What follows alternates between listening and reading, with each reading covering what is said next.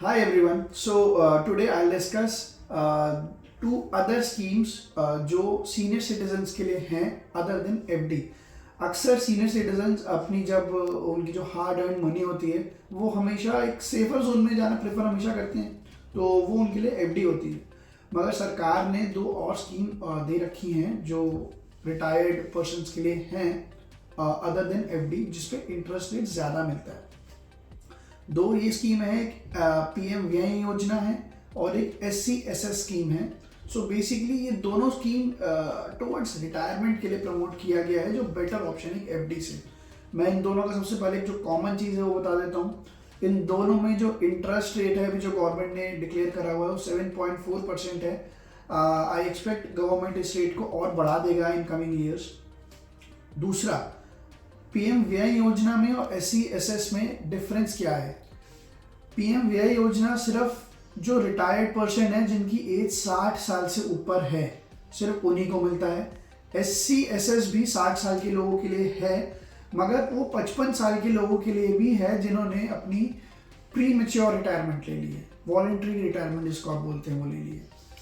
जो आपकी पीएम व्यय योजना है वो 10 साल के लिए वैलिड है, मगर जो SC/SS है वो सिर्फ 5 साल के लिए है.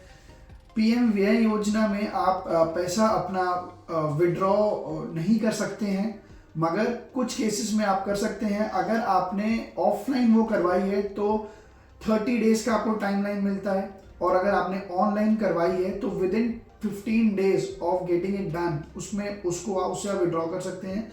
एक और केस है जिसमें आप विड्रॉ कर सकते हैं अगर आपकी स्पाउस को मेडिकल इमरजेंसी है, तो 98% जो भी लेट्स से अगर आपने 1 लाख रुपए करवाया है इसके अंदर तो आपको 98,000 रुपीज वापस मिल जाएगा.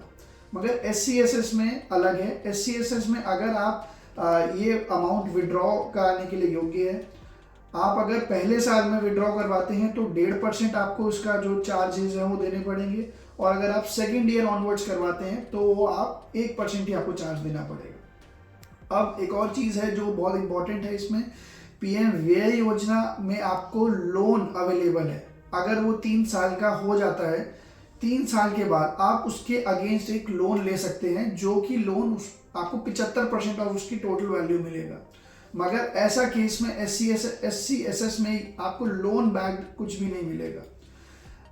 एक और जो बहुत बड़ा इसमें जो डिफरेंस ये है कि आप इसमें इंटरेस्ट जो पेबल है आपका वो आप ऑप्ट कर सकते हो पीएम व्यय योजना में क्वार्टरली, मंथली या एनुअली. मगर जो आपका इंटरेस्ट पेबल है पीएम SC/SS योजना में वो आप डिपॉजिट डेट पे ही आपको मिलेगा. लेट्स से आपको 31 मार्च में आपने कराया तो 31 मार्च को मिलेगा, दिसंबर में कराया तो दिसंबर में मिलेगा.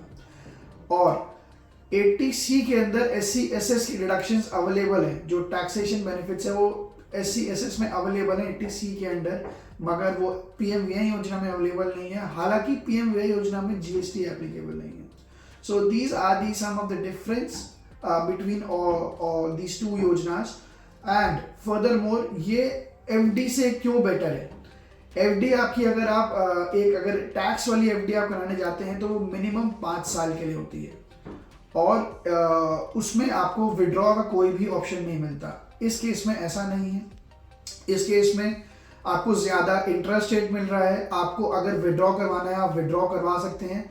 अगर आप पीएम व्यय योजना में विड्रॉ कराने का सोच रहे हैं, ड्रॉ कब कराने का सोचेंगे जब आपको कोई बहुत ज़्यादा बड़ी मेडिकल नीड होगी जो रिटायरमेंट के आसपास होती हुई है, तो वहाँ पे ऑप्शन आपको मिल रहा है. SC/SS में तो चार्जेस काट के आपको वैसे भी दे रहे हैं, बट ऐसा कि एफडी के केस में ऐसा नहीं है.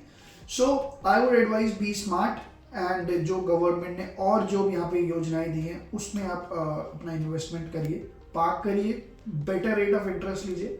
And if you like this content, please like us on YouTube, follow us on Instagram, and for the detailed view of this article or this subject, you can just also go on our website, that is Financial Risk. Thank you.